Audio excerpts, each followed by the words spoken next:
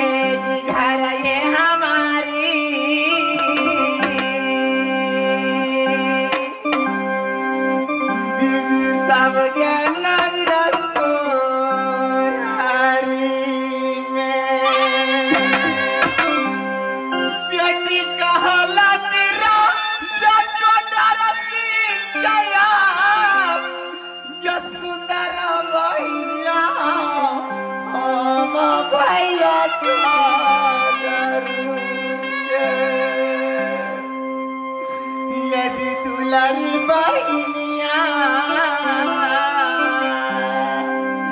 हम भैया का गाने ये सुंदरा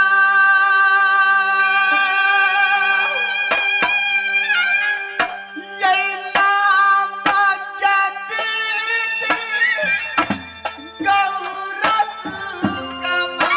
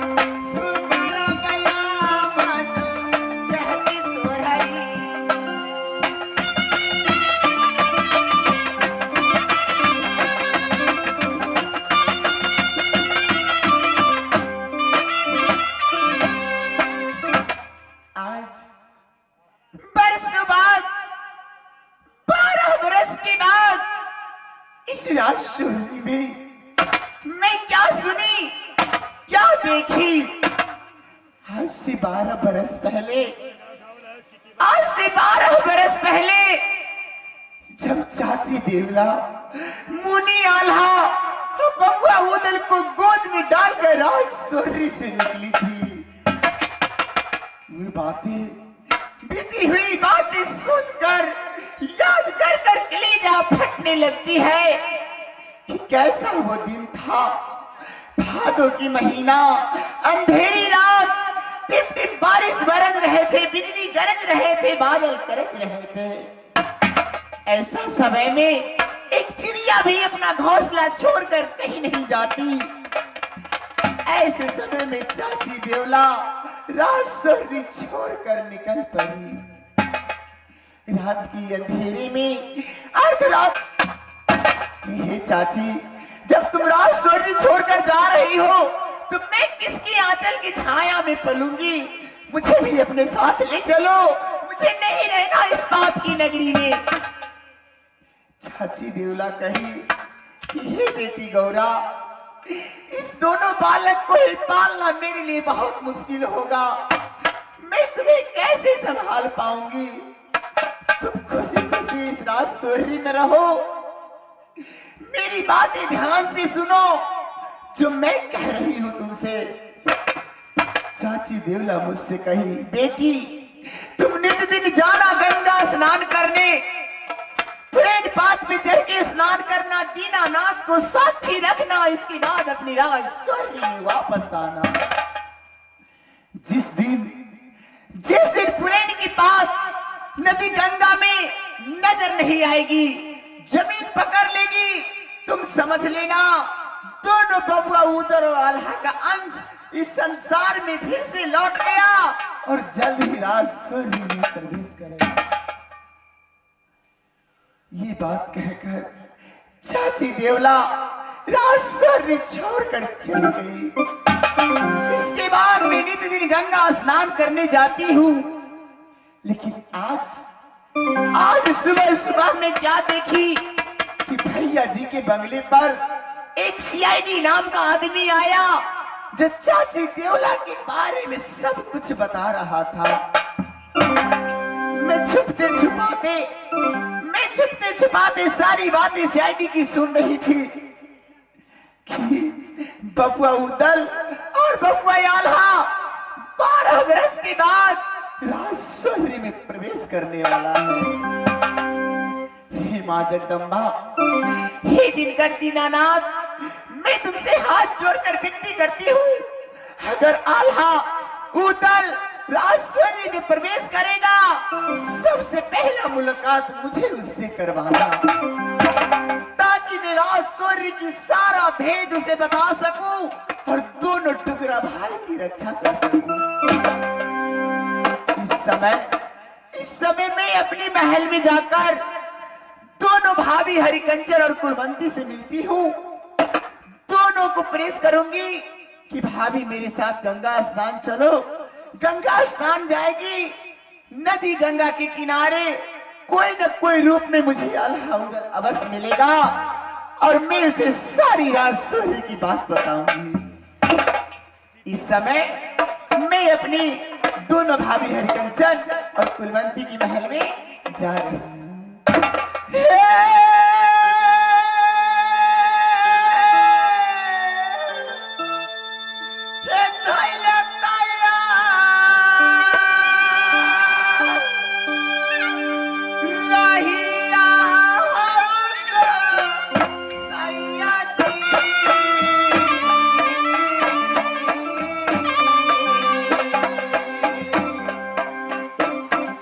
सुंदर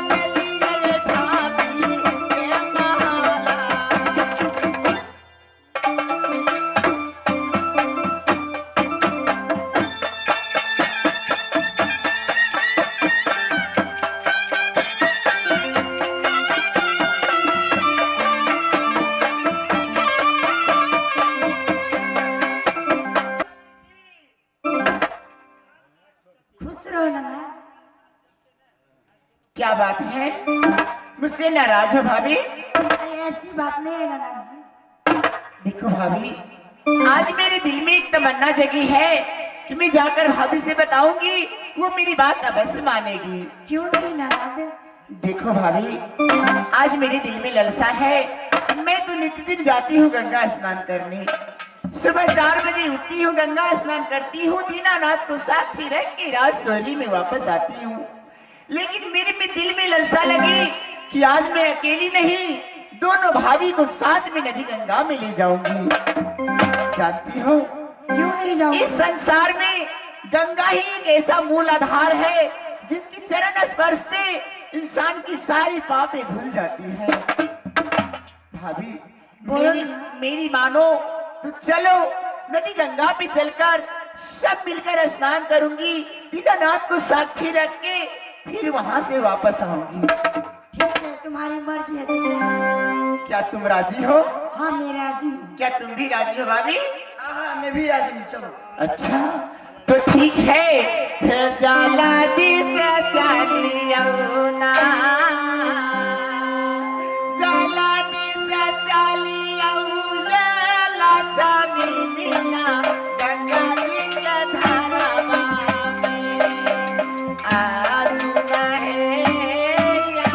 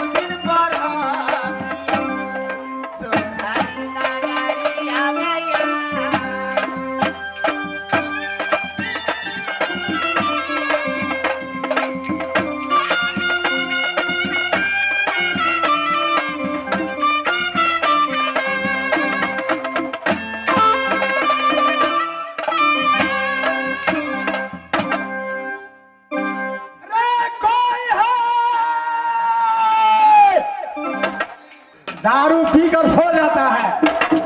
सुनो, मालूम हुआ है क्या उदल मेरे राज सोहरी में आने वाला है।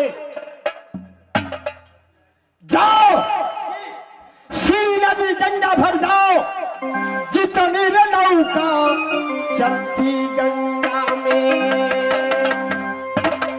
मना से कह देना महाराजा झगड़ू महाराज को आदेश है, क्या नौका जितनी चल रही है गंगा में सबको डुबो रे।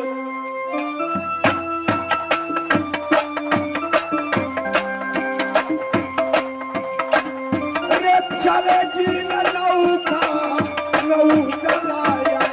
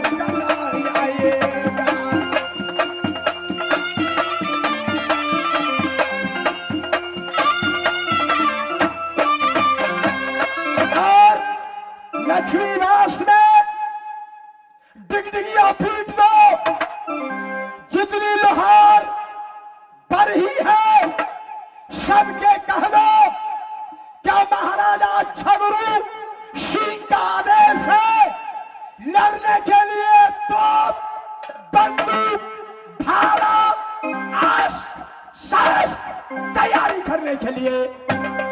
अगर मेरे बात को उल्लंघन की तो उसे कड़ी से कड़ी सजा दिया जाएगा।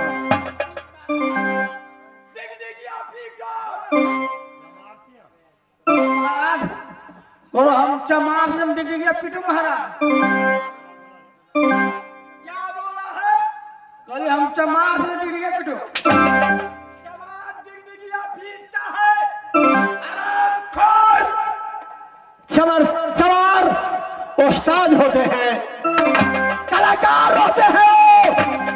जो डिग्रिया पीटता है तो उससे बुरा समझ लिया है। उठाओ डिग्रिया पीटो। बोल जी बोलो बोलो कि भाई महाराजा झगड़ू सिंह को आदेश है कि लड़ने के लिए अस्त्र शस्त्र तोप बंदूक भाला अस्त्र शस्त्र तैयारी करने के लिए। सुनो, नेपाल सरकार से भी खबर कर दो, जितनी फोर्स है जितनी पलटन है सबको सब आकर नाका बंदी कर दे। सारे सोहरी के ताव से उदल मेरे सोहरी में नहीं आ सके।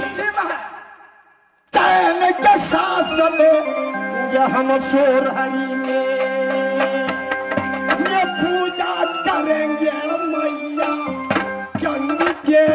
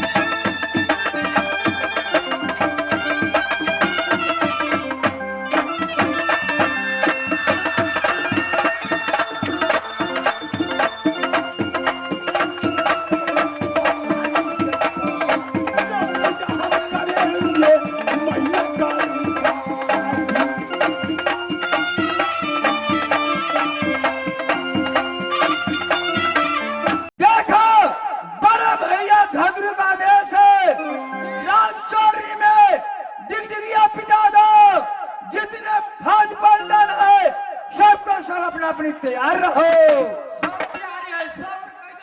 रे चलो बहादुर